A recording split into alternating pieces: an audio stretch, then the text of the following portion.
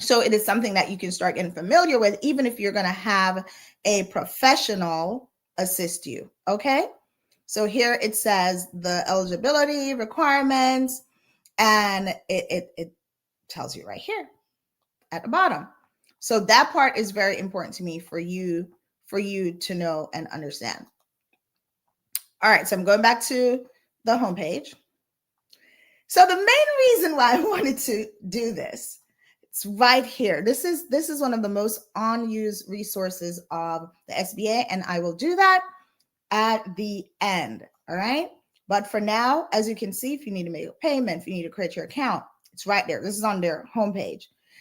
We just had 2 back-to-back hurricanes in Florida and in the South.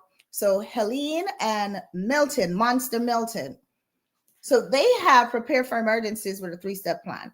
They've always had this information. And again, just like during the pandemic, people didn't know that you could get grants up to $10,000. And so all of that information came out in the pandemic, and folks thought that it was created, that product was created for the pandemic, but it was not. It has always been there for you to access. So this is the reason why you need to stay in contact with the SBA.gov website, so that as soon as they roll out a new instrument, if you should qualify for that, you have an idea already or in the immediate